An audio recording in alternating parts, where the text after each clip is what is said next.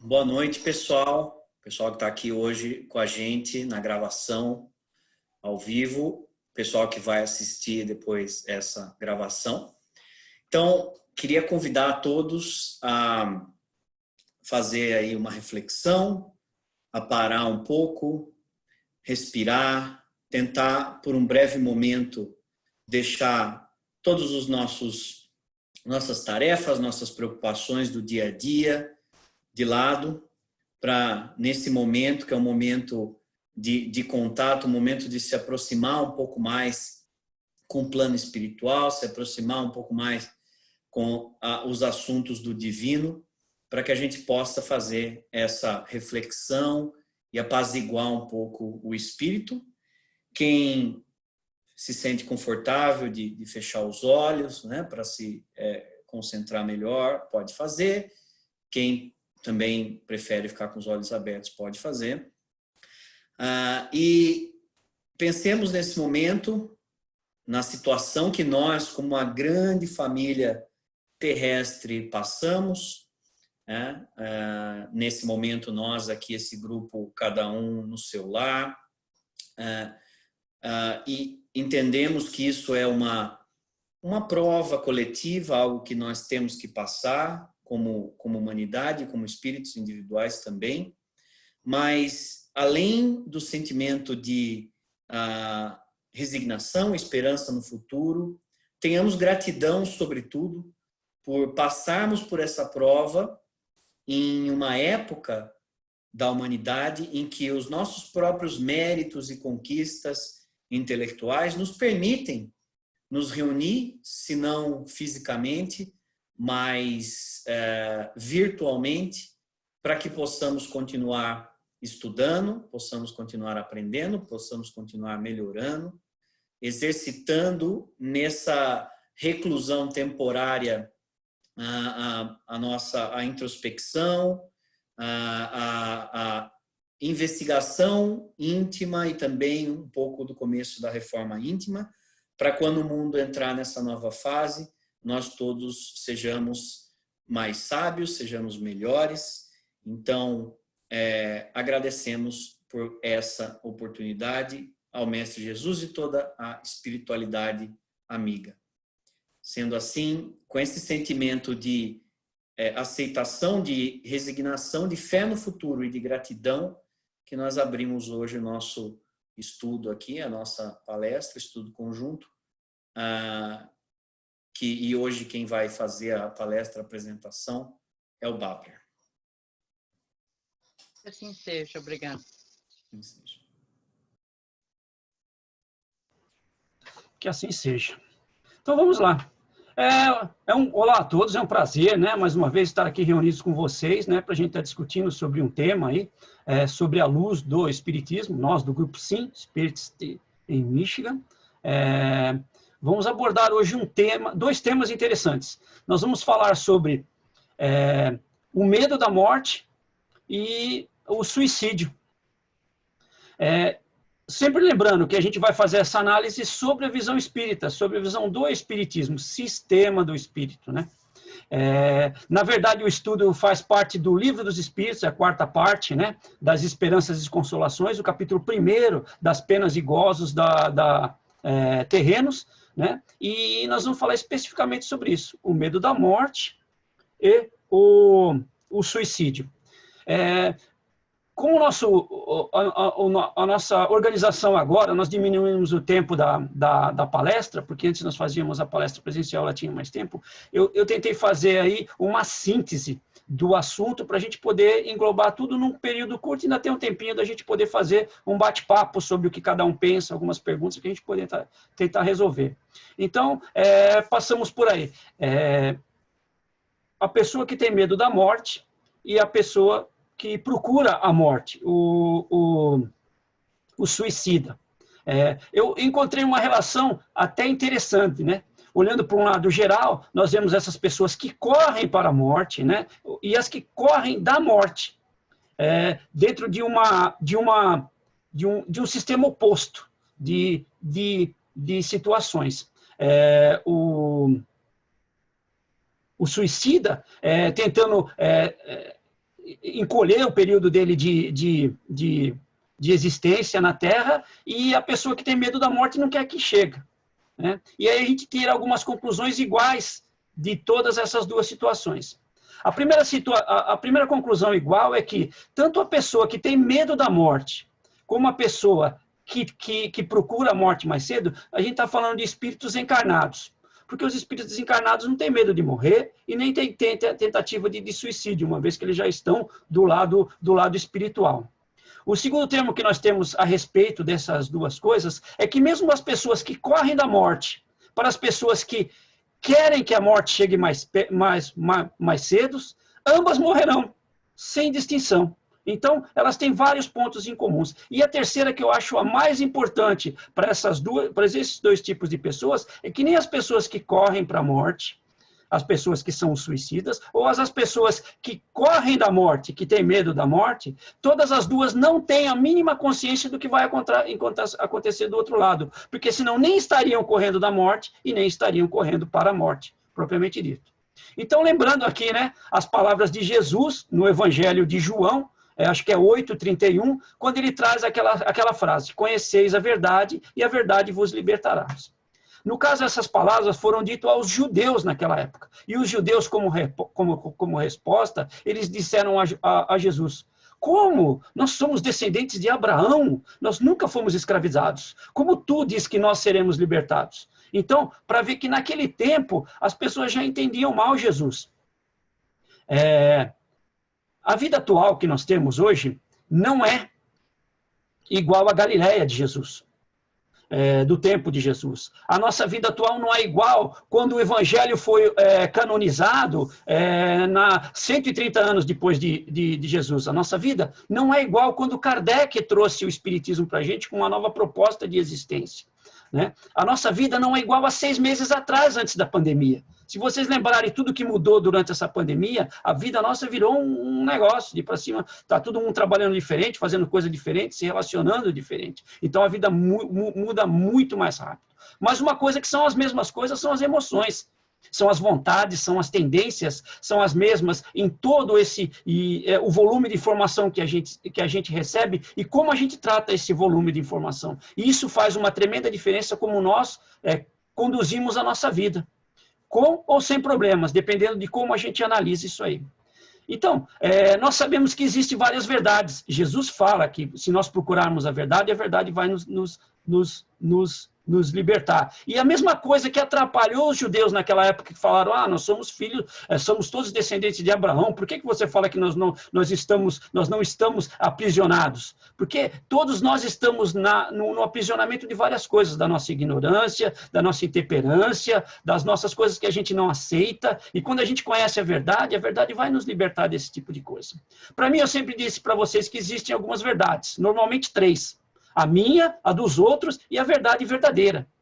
Algumas verdades de algumas pessoas, eu acredito que são mais verdadeiras do que a minha. Uma delas é de Jesus. A gente não pode questionar o tamanho da pegada que Jesus deixou para nós. 2000 e poucos anos e a gente ainda não conseguiu entender. Então, a verdade dele, com certeza, é um pouco melhor que a minha. Tantas outras pessoas tiveram melhores verdades. Chico, Mahatma Gandhi, todas essas pessoas que trouxeram uma verdade que eu acredito que é uma verdade maior que a minha. Então, nós sabemos que o mundo espiritual também trouxe bastante verdade para nós. Os espíritos vieram trazer essas informações, Kardec codificou disso, e nós sabemos que as informações que nós recebemos do plano espiritual atesta que quando nós encarnamos, nós recebemos uma quantidade de energia. Essa energia é relacionada ao tanto que nós precisamos para a nossa encarnação. Funciona mais ou menos assim, a gente não recebe essa energia como se fosse uma bateria e vamos gastando ela até morrer. Na realidade, a gente recebe essa energia e a gente tem uma bateria que a gente vai trocando essa energia de tempos em tempos. De tempos em tempos, a energia que a gente vai perdendo e a energia que a gente vai recuperando é um pouquinho menor do que a que a gente perde. Então, a gente vai perdendo uma quantidade de energia durante a nossa vida, até no período que a gente vai desencarnar, o ideal é que a gente tenha muito pouca dessa energia, que é ser uma energia vital, mas é uma energia material, é uma energia densa, né? É bom que a gente tenha bem pouco dela, porque ela afeta muito o espírito. E se nós desencarnarmos, no período que nós desencarnarmos, nós tivermos poucas energias e o nosso corpo foi gasto durante esse tempo, a gente vai ter um desencarne quase que sem contratempos. a nossa desencarnação vai ser boa. Não quer dizer que a gente vai para mundo superior, que a gente vai para um patamar grande, segundo nível do nosso lar. Não, a gente vai desencarnar bem. Qual vai ser a nossa posição no plano espiritual? Isso depende da nossa elevação moral e a gente vai tratar isso em outro lugar. Mas a quantidade de energia que a gente tem, essa energia material na hora de desencarnar, é fundamental para que a gente faça um desencarne bem feito, certo? Então, um espírito que passou a vida dele numa forma boa e chegou nessa situação de que quando ele desencarna, ele tem um pouquinho só de energia material, essa energia vital, ele desencarna bem.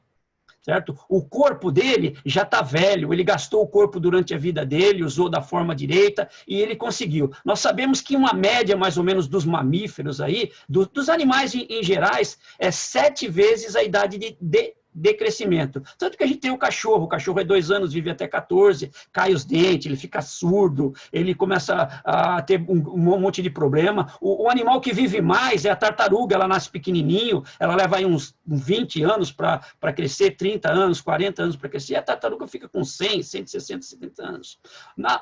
Então, o ideal seria que o homem, que tem o ser humano, que leva um período de crescimento de 20, 21 anos, mais ou menos, ele vivesse 140 anos. Não acontece conosco porque nós desgastamos o nosso corpo físico durante a nossa e na hora da nossa desencarnação a gente tem esse problema.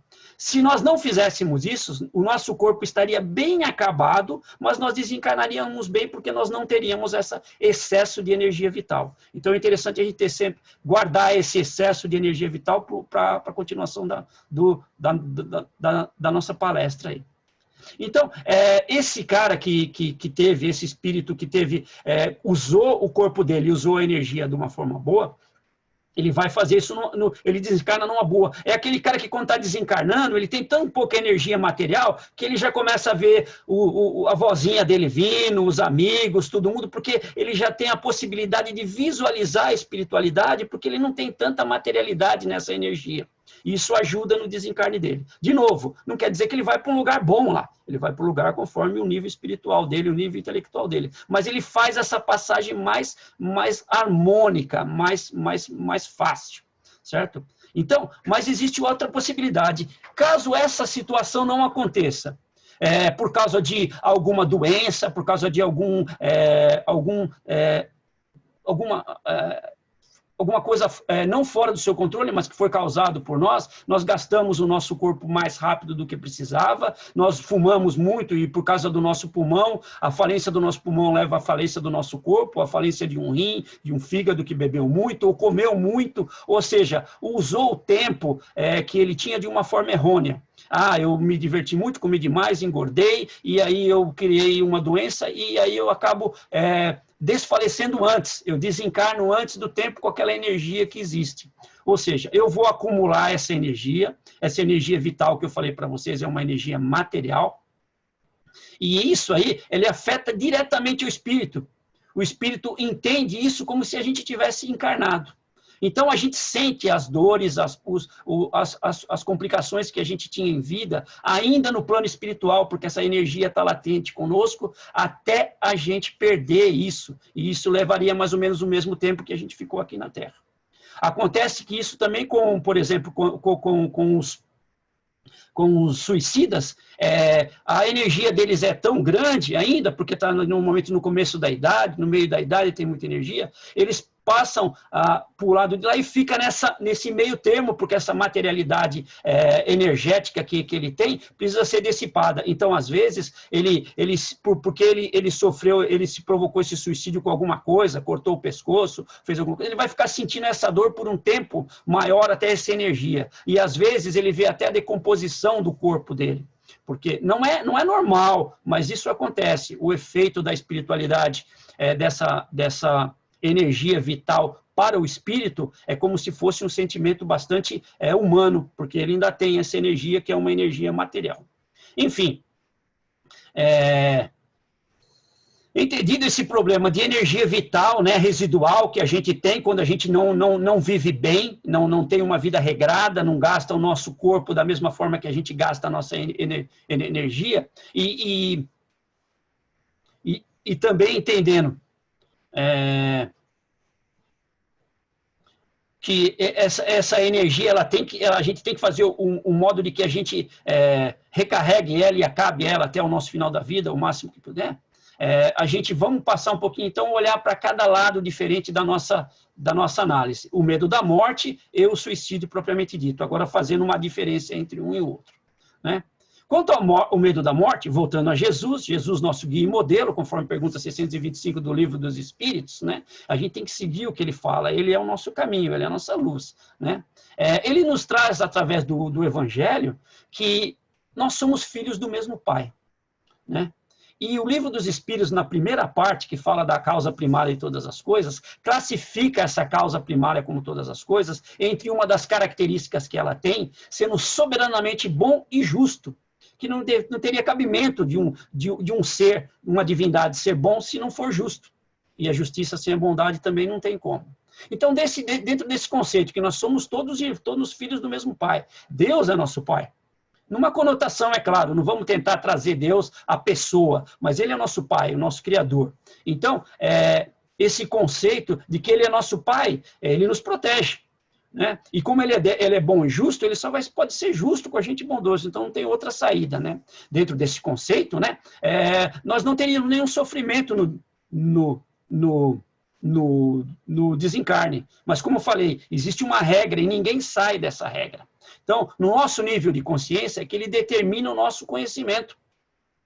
E esse nosso nível, ele vai nos trazer, sempre quando nós vamos estarmos desencarnando, um certo desconforto. O medo do desconhecido, do distanciamento dos entes queridos e até medo das coisas que nós achamos que nós tínhamos aqui na Terra e que nós perdemos. Vai depender muito da nossa evolução espiritual, do nosso conceito de materialidade espiritual.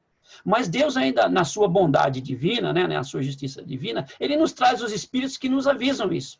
Então, eles nos dizem, os espíritos, que quanto mais atenção nós dermos ao materialismo quando nós estivermos encarnados, mais longe da espiritualidade nós estaremos. E a espiritualidade, por consequência, é o que nós precisamos quando nós vamos para o lado espiritual. Certo? Então, não que a gente tem que ser espiritualista, tudo, eu vou viver de chakras, de tudo, não. A gente é material, a gente precisa dar valor para essa materialidade, né? Mas a gente tem que dividir um pouco essa materialidade em espiritualidade. Então, não é descartando tudo o material. Nós vivemos no mundo material, precisamos da matéria. Nós temos que entender uma coisa que é importante. Nem tudo que nós queremos, precisamos. E nem tudo que nós precisamos, nós queremos. A gente costuma dizer que tudo que é ruim é bom para nós, mas não é bem assim, tem muita coisa boa que é boa também, né? O que eu costumo dizer é o seguinte, quando você quer entender se alguma coisa é necessária ou não para você, se essa coisa você a conseguiu com muito custo, você vê o quanto você se sente satisfeito, preenchido, feliz. A quantidade ou o tempo que você se sente preenchido, satisfeito com essa coisa, é que vai dizer se essa coisa é necessária ou não para você. Vamos dar aqui alguns exemplos. Fome. Você tem fome. Como eu estou já 3 semanas aí sem comer, como um pouquinho, acontece o seguinte, experimenta ficar só uma semaninha, 2 dias sem comer, que vocês vão entender o que é isso. O estômago começa a dar aquelas dores, é bastante inconfortável. Mas aí, eu estou fazendo um regime, mas eu não sou uma pessoa que preciso morrer por causa disso, certo? Aí eu subo até lá em cima, pego um queijinho de cabra e passo uma geleiazinha em cima, como? Ou um daqueles limoncello, certo? E aí a minha fome passa por um tempo. Agora eu estou falando de fome, de pessoas que ficam dias e dias sem fome, que não tem como comer. A hora que ela recebe a comida, aquela vontade que ela tinha, aquilo lá para ela é uma satisfação enorme. E ela vai ter aquilo na mente até ela se alimentar de novo. Então essa satisfação dele é quase que permanente. Essa satisfação, essa necessidade da fome é necessária. Então, quando você tem aquela vontade de ajudar alguém, sabe que aquilo fica te incomodando, você fala assim, pô, tem tanta gente aí, às vezes eu estou aqui em casa, não posso sair por causa dessa Covid, a gente não pode poder fazer as nossas reuniões, e dá aquela vontade de ajudar você. E aí você vai, por um jeito ou outro, você tenta ajudar alguém. A hora que você ajuda esse alguém, te dá aquela satisfação, e você fica lembrando disso durante a sua semana inteira, quando você vai fazendo o seu exame de consciência. Eu fiz uma coisa boa essa semana. Mesmo que durante o dia você não faça, você ainda se lembra da coisa que você fez há um tempo atrás. Isso sim, essa lembrança, esse seu entusiasmo, esse seu empolgamento, essa sua satisfação com essa ação é é realmente necessária. Pegando um exemplo aí totalmente aleatório, né? Vamos pensar assim que você está há muito tempo e quer comprar o seu Xphone. Eu não vou falar iPhone para não fazer propaganda da Apple, mas assim, você comprou o seu Xphone 15. Ele tem tudo que você queria, pagou uma nota bem mais caro, porque ele nunca é barato, certo? Ele já vem com o seu relógio e com o seu Xbook também. Tá tudo lá, tudo funciona. Você pode botar aquilo até na cloud lá, você coloca na nuvem, aonde você quiser. E aquilo lá é novo, você olha para aquilo tudo bonitinho, douradinho, até 2 ou 3 dias. 4 dias no máximo, até você começar a usar aquilo para olhar as redes sociais e ver a vida das pessoas. E aí você esquece tudo que você fez, que aquele negócio é um negócio novo e tal. E mesmo que você fique dando atenção para aquele aparelhinho que você acha que é muita coisa, ele dura só 1 ano. Se durante 1 ano você não trocar, ele for lá trocar, ele vai quebrar e você vai trocar. Ou seja, ele é totalmente dispensável. Não que o celular seja dispensável. A gente sabe que o celular é igual ao cérebro, né? As pessoas usam só 1% dele. Menos de 1% até, porque ninguém tem capacidade de usar todas as funções que tem um celular. Mas então, isso é desprezível. Esse tipo de coisa é desprezível. Então, assim é com qualquer coisa, material não. Normalmente as coisas que a gente aprende são realmente necessárias para nós. Ah, eu aprendi matemática, mas não gosto. Não, você não aprendeu matemática. Se você tivesse aprendido matemática, você ia gostar. Eu digo, eu não gosto de dançar, aprendi, mas não gosto. Não aprendi. Se eu aprender a dançar, eu vou lá, danço errado, eu danço feio, eu tenho vergonha. E aí, por quê? Aí eu falo que eu não gosto, aprendi, mas na realidade não aprendi. Se eu aprendesse, eu estaria dançando. Então, esse é o nosso problema. A maior parte das coisas que a gente aprende, e é isso que a gente consegue levar para o outro lado. É aquele negócio que eu falei para vocês no começo, de que a gente tem que dar atenção para o lado espiritual, mas tem que dar também atenção para o lado, para o lado material, mas também para o lado espiritual. Então, só lembrando aí, né? A gente tem que continuar com aquele conceito de a quantidade de energia que a gente guarda, que a gente tem residual, vai afetar a nossa passagem, da mesma forma, a atenção que a gente dá às coisas materiais. Vamos fazer um 50-50 ali, metade para as coisas materiais, metade para as coisas espirituais, a gente já sai ganhando no final. Então, quanto espiritual a gente tem quando a gente desencarna e quanto de energia residual a gente tem quando desencarna. Cuidamos bem do nosso corpo, cuidamos bem do nosso espírito, lembra? Mente sã, corpo sã. Estamos nessa, certo? Então, só lembrando que deve ter muita gente aí perguntando, ou preocupado. Ah, coitado dos suicidas, né? Eles não cuidam deles, eles tentam se matar mais cedo, mas cá para nós, qualquer tipo de tentativa de redução da jornada, da nossa jornada na Terra, é, assim por dizer, um caso típico de suicídio, né? Nós temos aí André Luiz. Ele era médico e porque tomava só umas bebidinhas, teve aquele problema dele, ele foi considerado suicida e ficou muito tempo lá no umbral, sofrendo muito da disease, do problema que ele tinha por causa da bebida, né? Então, é assim, vamos pensar muito no que nós estamos fazendo conosco, espiritualmente e materialmente, porque esse tipo de coisa pode afetar muito o nosso corpo físico e também o nosso corpo espiritual na hora da nossa desencarnação. Isso vai nos dar problema, né? Então, aqui vai umas dicas, né? Para o pessoal. Não adianta a gente querer se matar para encontrar a pessoa amada. A pessoa amada morreu, você se mata, quer ir atrás. O máximo que você vai encontrar lá é a sogra. Não, a sogra, brincadeira, eu gosto da minha sogra bastante. Mas talvez você vai encontrar outra que você não queria. Então, não pense que assim, se matar vai te colocar junto com a pessoa amada. É totalmente diferente o que as pessoas vão, como que elas vão para lá, né? Se matar para não passar vergonha. Você fez uma coisa errada, não quer passar vergonha, aí você se mata. Peca-se não por assumir o que fez e ainda encurtar a vida. 2 pecados. Pecados, modo de dizer, mas falhas que a gente vai ter que arrumar numa outra vida, numa outra encarnação, encurtar uma encarnação. Mesmo tirar a vida quando parece que está tudo perdido, não é correto. Ah, eu vou me matar porque já estou no final, não tem como sair. A gente nunca sabe. E se no último minuto vem alguém lá e ajuda a gente? Dá uma mãozinha e a gente sai do buraco. Qual o problema? A gente nunca sabe. Então, mesmo que a coisa parecer muito, muito, muito ruim, é melhor esperar o final, né? A vida é igual um jogo de basquete. Os últimos segundinhos contam. Se a bola cair na cesta, o ponto conta, né? O que se aprende também com a espiritualidade é que esses últimos minutos de agonia no final de uma vida, né? As energias, as emoções envolvidas nesse processo, né? São impagáveis, são muito valiosas. Então, a gente tem que fazer o máximo que a gente puder para a gente não se deixar levar por essa vontade do suicídio, né? Eles dizem que, os espíritos nos dizem nesse capítulo, que a única coisa que justifica o suicídio seria salvar a vida de uma outra pessoa. Mas mesmo assim os espíritos nos dizem que nós devemos ter muita certeza. Se nós morremos agora, nós não vamos tirar a nossa oportunidade. Se morremos agora para salvar uma pessoa, nós não vamos ter uma oportunidade na frente de poder morrer e talvez salvar 10 pessoas em vez de uma. Então tem que saber muito. Se esse suicídio para salvar outra pessoa tiver outras coisas envolvidas, ele vai ser julgado da mesma forma, pela justiça divina. Certo? Então, para os suicidas, né, fora o grande desapontamento que é se matar achando que vai melhorar e chegar lá e encontrar uma coisa pior, o grande mal que aflige eles seria essa energia vital residual, certo?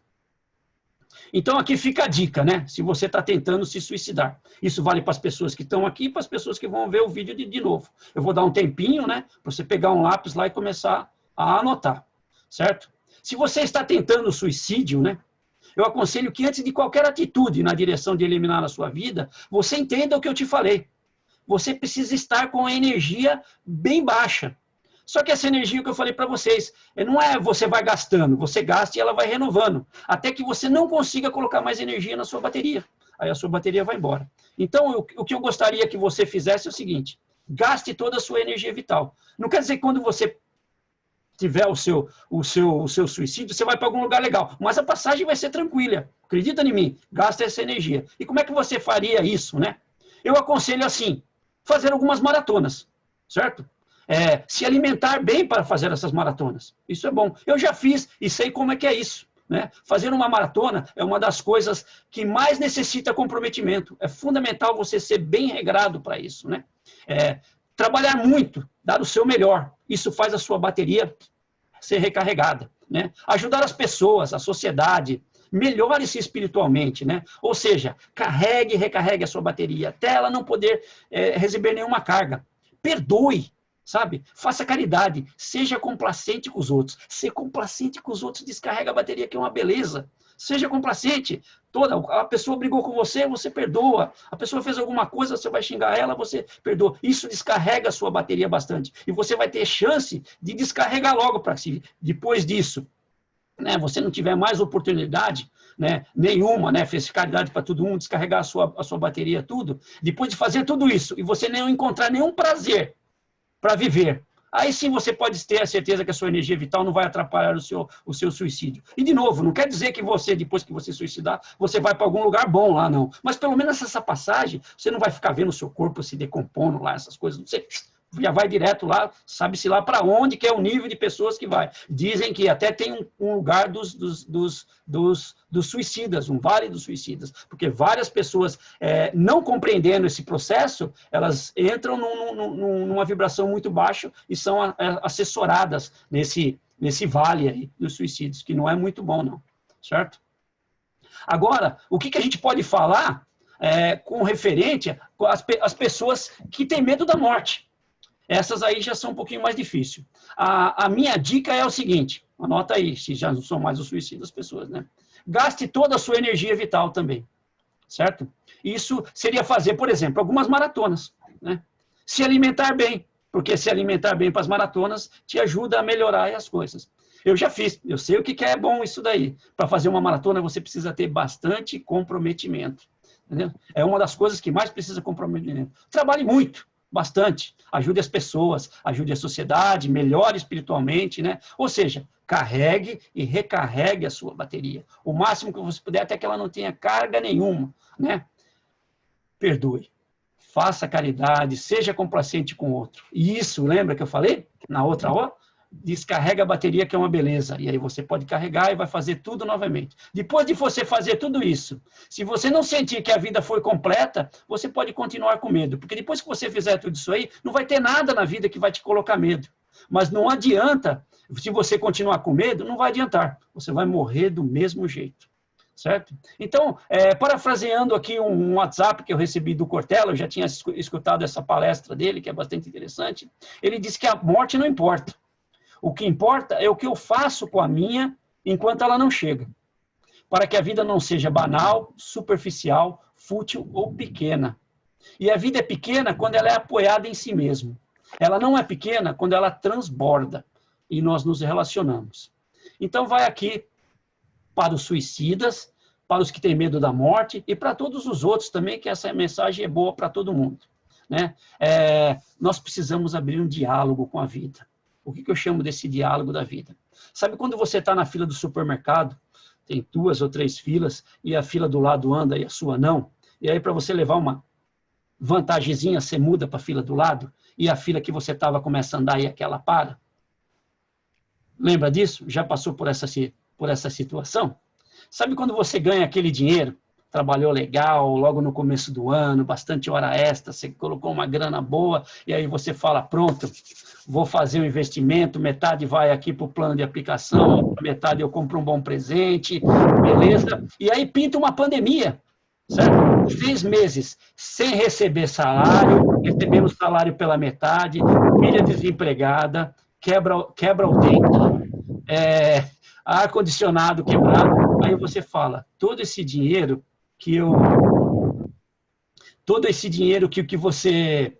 você estava pensando em gastar em alguma coisa, você vai ter que gastar nessas coisinhas que aconteceram e você reclama. Na realidade, você não tem tempo de ver que esse dinheiro veio para você poder usar na necessidade que ia vir na frente, certo?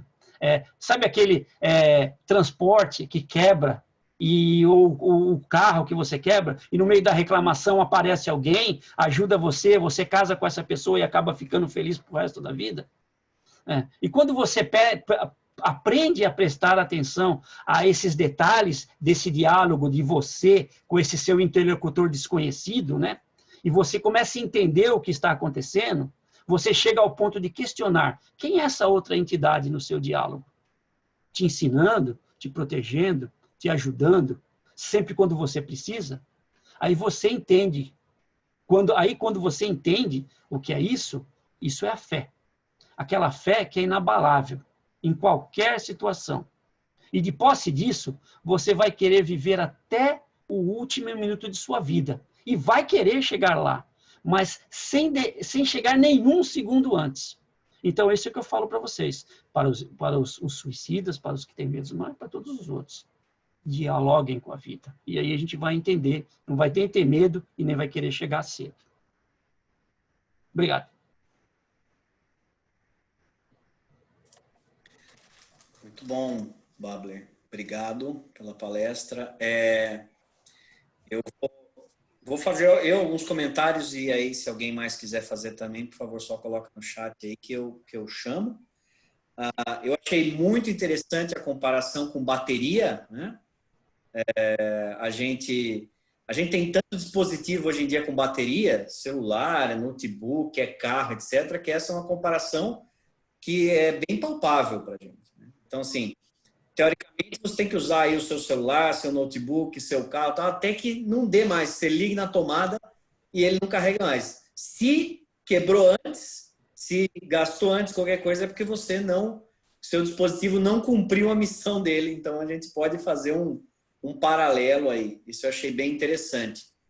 Comentário adicional que eu tenho, tanto, né, para os suicidas quanto o medo da morte, eu acho que o recado do Babler aí foi fantástico. Eu nunca corri maratona, quem sabe eu tento, mas primeiro, a questão da fuga do suicida e vergonha e tudo mais, a gente está cansado de ver em comunicações e na obra espírita, etc., que normalmente o espírito que vai para lá com essa bateria, com a vida da bateria, né, longa, ele fica revivendo justamente as situações desagradáveis, a vergonha que ele passou, ele fica naquela prisão mental revivendo isso. Então, não é uma boa fuga, não é uma boa alternativa, não vai ajudar a fugir dessas situações desagradáveis. De novo, toda obra espírita, tem esse recado aí, comunicações, Chico, tem nas próprias obras básicas. E quanto ao medo da morte, esse assim, também a única coisa que eu sempre gosto de pensar é, se agora aqui, falando para vocês, dá um treco aqui na minha cabeça e eu caio aqui. Isso pode acontecer com qualquer um. Né? A gente vai sem dar tchau, muitas vezes. Né? Então, a pergunta que eu sempre me faço é, se isso acontecer agora, eu tenho algum arrependimento? Tem algo na vida que eu falei, isso aqui não está legal? Se a gente tem isso, e óbvio, né, que a gente tem nossos problemas, a gente sempre tem uma listinha, vamos tentar usar o dia de amanhã para diminuir, né, essa lista, para que a gente possa estar preparado para na hora em que for falar assim, eu tenho certeza que meus familiares sabem o quanto eu amo eles, porque eu estava sempre falando, eu estava sempre conversando, quanto eu gosto da minha sogra, e enfim, aquele cara lá que eu briguei há um tempo atrás, mandei um alô para ele, falei, vamos fazer alguma coisa aqui, enfim, se o seu destino seja ou porque você gastou o corpo de forma imprópria, ou porque a tua bateria, a vida dela chegou ao fim, é desencarnar amanhã, como é que você vai? É uma reflexão que eu sempre gosto de fazer. Isso, para mim, pelo menos, me ajuda a não ter tanto medo assim da morte. Alguém quer fazer mais algum comentário? Alguma pergunta? Eu gostaria. Vai lá, Beth. Essa semana eu estava pensando sobre essa questão da morte, né, do desencarne. E aí eu fiquei pensando assim, com os meus botões, seria interessante que a gente pudesse fazer uma negociação, né, negociação com o plano superior, com os espíritos amigos, com Deus. Eu acho que está na hora de eu ir. Aí eles responderiam, não, você tem que ficar um pouquinho mais, porque você ainda tem algumas coisas mais para fazer. Aí você vai ficando. Ou então eles chegam para você e dizem, agora já está na hora de você ir. Aí você diz assim, não, eu gostaria de ficar mais um pouco, porque eu gostaria de fazer mais isso e isso. Então tá, então você pode ficar mais um pouco. Né? E aí eu estava pensando nisso, que seria interessante que houvesse essa negociação, essa surpresa, tipo assim, pronto, acabou, tchau. E aí você não deu tchau, você ainda não terminou um projeto de melhora moral, né? Um projeto que você poderia angariar, digamos assim, alguns méritos, né, para ser usado em uma oportunidade ou até para ir para um lugar melhor. E aí, eu nessa minha conversa comigo mesmo, e aí me veio assim, aí eu pensei assim, em alguns momentos a gente faz muito erros, eu cometo muito erro, nós cometemos muito erros. E aí a gente gostaria de ter esse tempo para poder estar corrigindo esses erros. Aí a resposta que me veio foi assim, mas não se preocupe, porque Deus corrige os seus erros. Então, tipo assim, não existe negociação. Quando tem que ir mesmo. Então é melhor que você corra, que você perdoe, que você faça cumprir logo esses seus planos, o plano que você fez, né? O plano que a gente fez na espiritualidade, que a gente possa cumpri-lo logo, para que quando vier a hora do desencarne, a gente não sofra porque gostaria de ter mais tempo, não sofra porque acha que foi cedo, acha que não foi da melhor forma que a gente gostaria. Então, eu acho que, como o Bárbara muito bem falou e o Fábio também complementou, eu acho que é interessante a gente aproveitar a oportunidade, cada dia como se fosse único, né? Sair dos lugares, é uma coisa que eu tento fazer, estar com as pessoas sem deixar sentimentos ou pensamentos negativos, sem deixar rastro, como dizem lá na minha terra. Sair sem deixar rastro, né? Sair deixando, ou se deixar um rastro de bem, de coisas tranquilas, de coisas produtivas, de coisas de uma situação amorosa. É isso. Obrigada. Legal, Beth. É uma ideia interessante. Eu vou manter aqui a esperança em mim de que no mundo regenerado, no mundo superior, a gente possa ter essa negociação. Quando a gente está mais em contato com o lado de lá. Quem sabe, dá para chamar o guia e bater aquele papo, né? Vou parar de comer carne aqui e tal, e por aí vai. Existem vários espíritas aí que tem na história deles que eles tiveram a data limite deles postergada um pouco. Um deles foi o Chico, né? Diz que o Chico tinha que desencarnar um tempo anterior, mas porque não tinha ninguém para poder estar fazendo o trabalho dele, ele foi estendendo até um certo ponto. Tem aquele Dr. Reinaldo, ele ia desencarnar com 30 e poucos anos.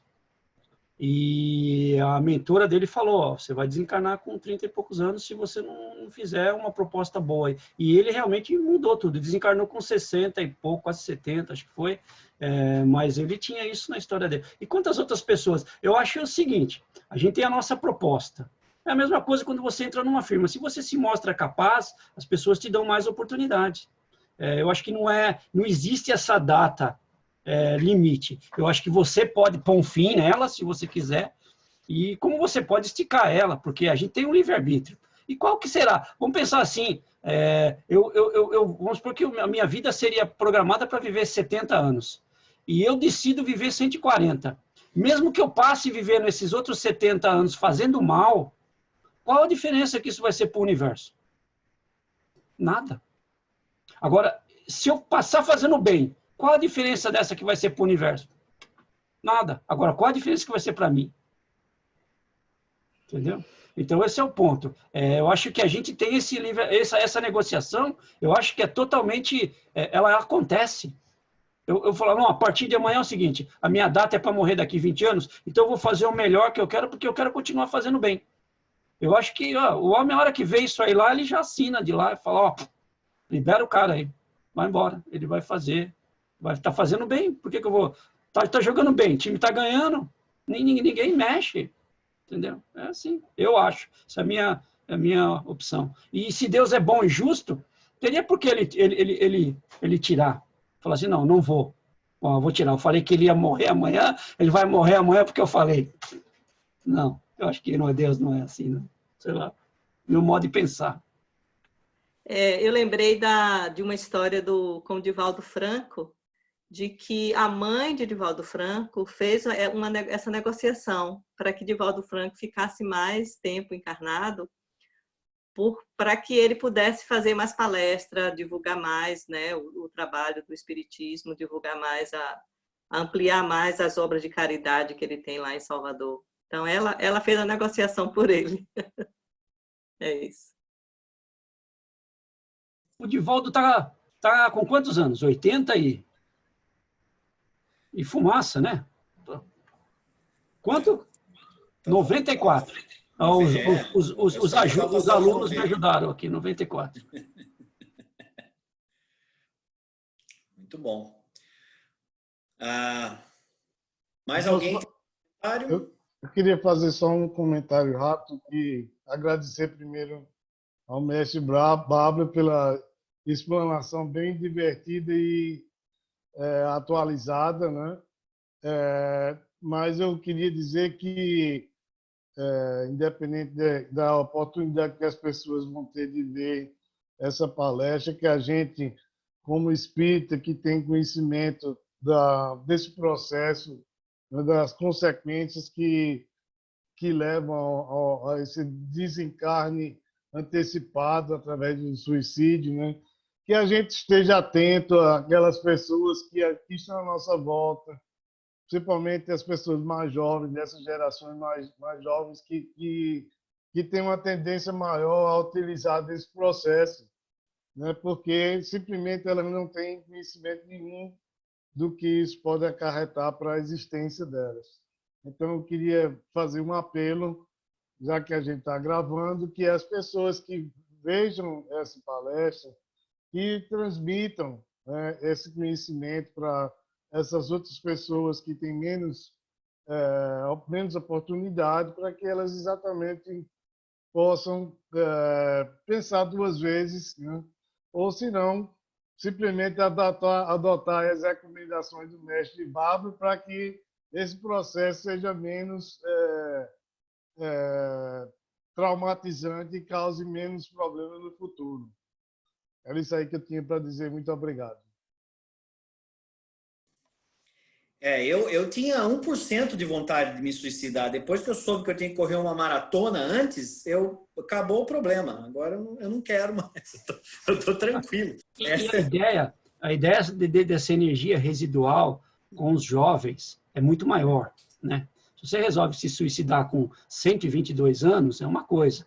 Agora, se você se resolve, que nem a maior parte da molecada hoje, que está em torno aí de 11, 15, 16, 17 anos, a quantidade de energia que essas pessoas têm é absurda, né? Então, o problema disso é... Eu até diria que você não tem que pensar 1, 2, 3 ou 4 vezes. Você tem que pensar todas as vezes que vier essa ideia e pensar de novo. Até essa ideia ir embora, porque é inconcebível hoje, né? Uma pessoa tirar a vida no sistema que a gente está, com as oportunidades que a gente tem. Então, e a gente vê que tem toda essa informação, que nem eu falei, essa é uma das primeiras coisas que os espíritas nos disseram, é que as informações são todas, o que leva a maior parte das vezes ao suicídio é a falta do que fazer e a falta de informação. Porque a gente tem muita informação, mas as pessoas não têm formação para procurar essa informação, certo? A pessoa entra na internet e olha 1000 coisas, mas não vê por que ela está triste, não vê por que ela está... E quando vê, não tem capacidade. Ela passa por cima e pronto. É complicado. É uma boa essa aí, digo para você, Ivo, ter colocado isso, que todos que possam ver isso aí e se ajudar também. Às vezes as crianças não escutam muito, você fala, né? É difícil falar no nível deles, mas... Essa é a ideia, que eles pensem mais todas as vezes que forem necessárias para não entrar num sistema desse, porque é bastante ruim para uma criança nesse nível. Olha só, eu posso falar? Pode, claro. Posso. Aqui está tendo, não sei se vocês conhecem o André Trigueiro, ele é um jornalista e ele tem um programa de ecologia e ele tem um trabalho desde 1992 a respeito de suicídio. Ele até fez um livro chamado Viver é a Melhor Opção e até dedicou os direitos autorais para o CVV, que é o Centro de Valorização da Vida, que diz que recebe acho que 3 milhões de ligações por mês, de pessoas que têm necessidade, muitas vezes até não de suicídio, mas como para falar com alguém, né? E ele está fazendo, todo domingo às 9 horas, ele já fez 4 programas, mas estão todos na internet. É só a gente procurar, assim, André Trigueiro, Viver a Melhor Opção. Ele está fazendo todo domingo, das 9 às 10, ele aborda um aspecto a respeito do suicídio. E é bem interessante, porque ele tem bastante estudo a respeito, e aí eu só queria comunicar para vocês, se vocês tiverem interesse, porque diz que é um tema que você tem que estudar e tem que vamos dizer assim, você tem que saber lidar com o tema, porque é um tema muito delicado, né? A pessoa que chega a ter esse pensamento é muito delicado, né? É uma coisa que você tem que ter uma delicadeza muito grande. Aí eu queria só passar para vocês que eu gosto muito, eu tenho acompanhado e tenho gostado bastante. Legal, obrigado. Então, deu alguma cortada no áudio, mas vou repetir. Então, André Trigueiro, é isso? Viver é o melhor. Tá, joia. Deu para entender, mas no nome dele, pelo menos aqui deu uma picada, aí eu só queria repetir. Ok. Se quiser, eu faço depois para a Beth. Tá ok. vi que o Rodrigo apareceu aí. Rodrigo, quer fazer algum comentário? O áudio... O seu áudio está bem baixo, Rodrigo. Eu vou colocar o vídeo, o link do vídeo na agenda da palestra embaixo como referências e indicações. Então, quem tiver interesse pode buscar lá no convite, e na parte de baixo vai estar o link para a palestra do André Trigueiro falando a respeito desse assunto. E aí tem vários vídeos, as pessoas que tiverem interesse podem aí seguir na sequência e assistir mais vídeos dele. Joia. Bom, pessoal, eu acho que vou fazer o encerramento aqui. A gente já passou um pouquinho do tempo. Bom, mais uma vez, vamos tentar aí acalmar, prestar um pouco de atenção na nossa respiração e agradecer por essa oportunidade que nós estamos tendo, quem está acompanhando hoje ao vivo, quem ainda vai acompanhar essa palestra, esse bate-papo também de perguntas e respostas depois. Agradecer ao Bable, que preparou aí esse material, e a todo mundo que contribuiu com comentários, com outras explicações, sugestões.